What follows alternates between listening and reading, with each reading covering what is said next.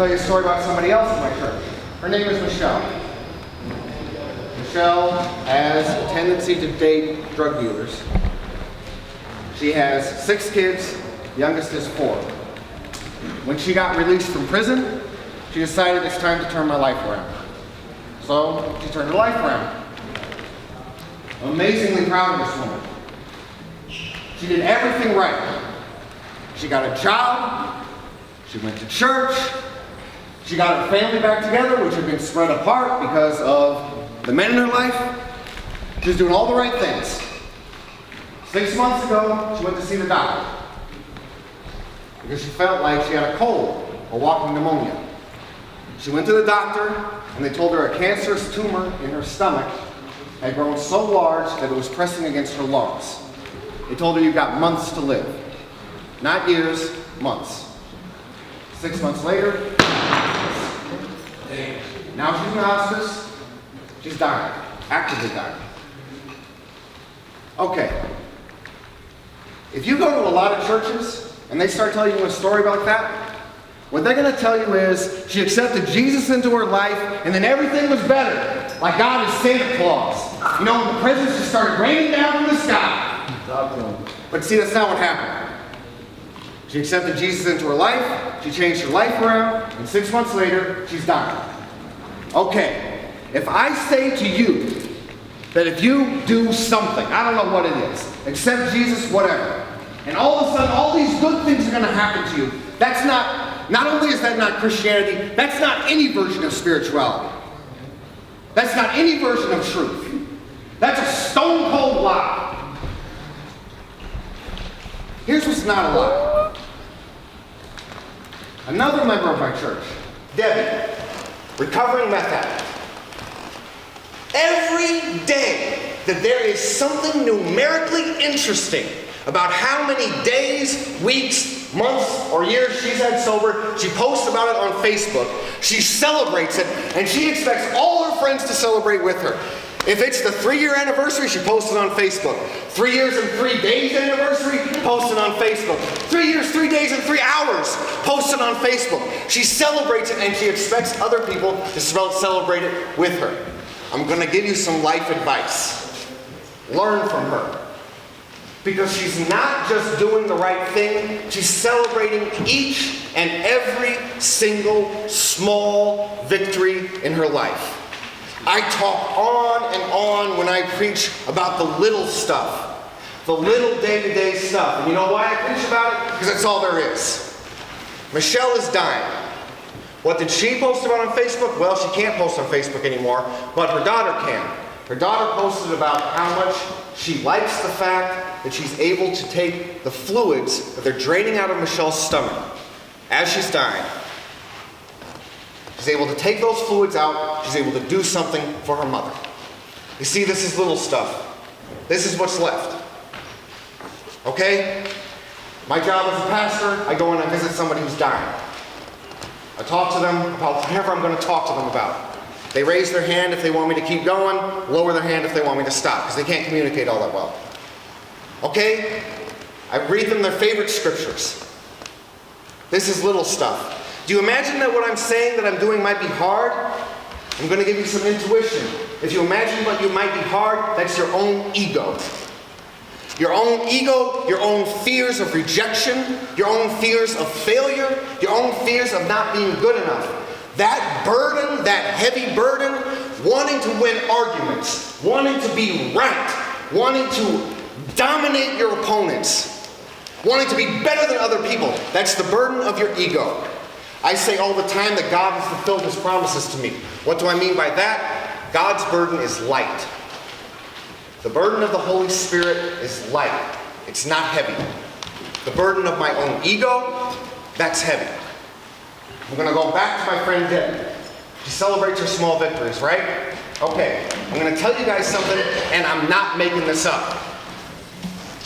I have my phone, right? I put in my phone's calendar every day what I need to do that day. The most important thing that I need to do that day, okay? I put it in my phone. When I do it, I celebrate. And I mean, I really celebrate. I'm like, yeah, I just did that. I don't care how small or piddly or unimportant it is. When I do something that I need to have done, I celebrate it. Just like Debbie, when a recovering meth addict, celebrates every day she has sober. Why is the burden of the Holy Spirit light?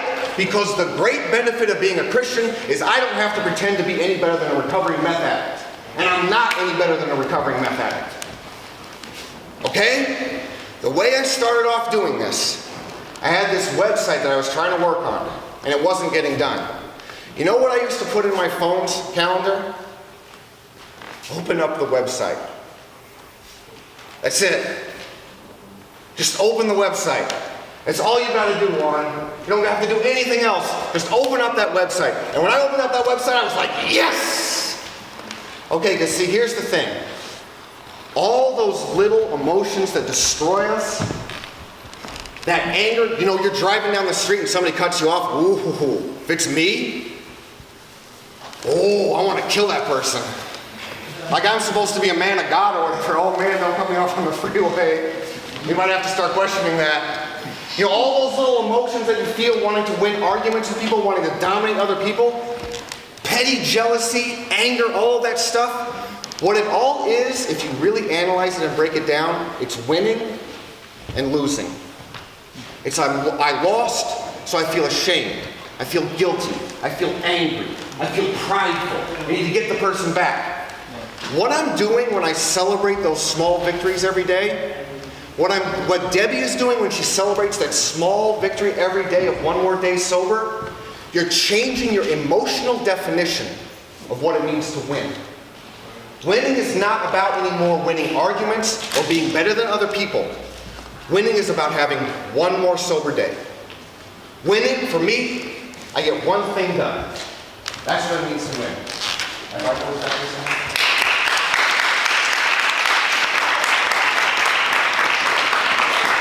Why do I always talk about little things? Now, I'm a Christian, so that means I claim that Jesus was God. So I claim that God walked around earth and talked to us. When God talked to us, God spoke in parables. That means I have to accept the possibility. Maybe it's all a parable.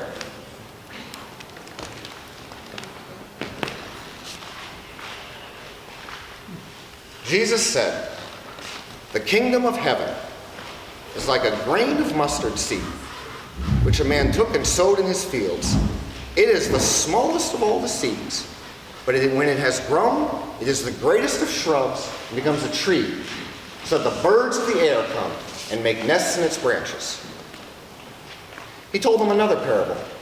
"The kingdom of heaven is like leaven, which a woman took and hid in 3 measures of meal, till all the dough was raised." They're parables. Maybe the sermon I spoke today explains those parables. Maybe it doesn't.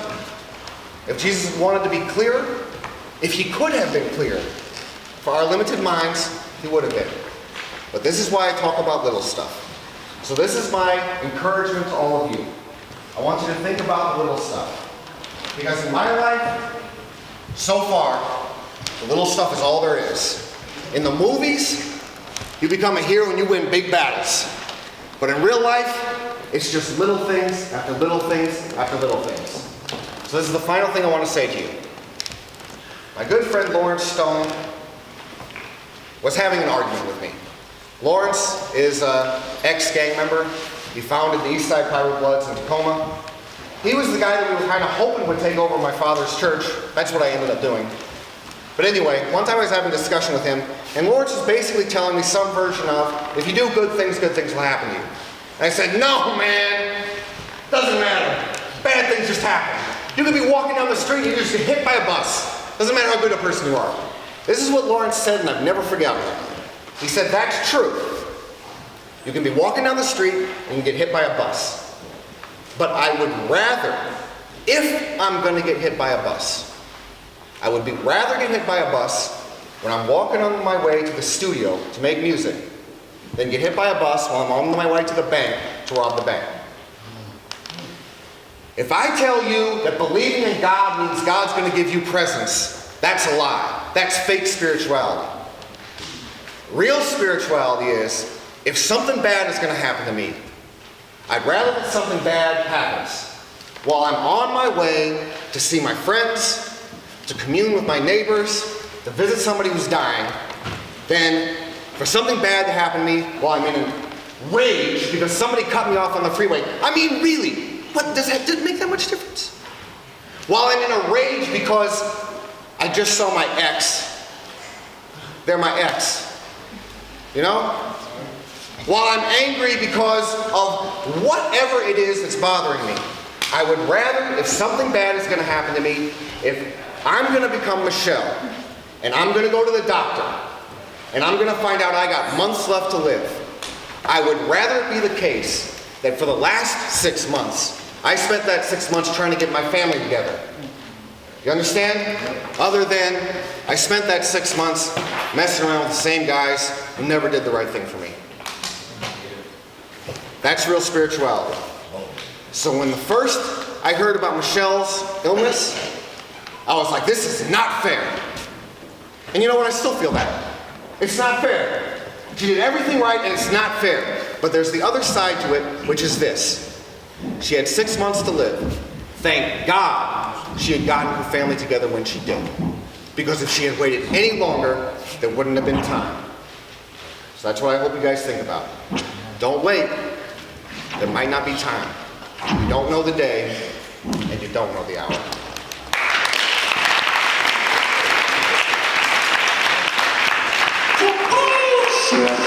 Die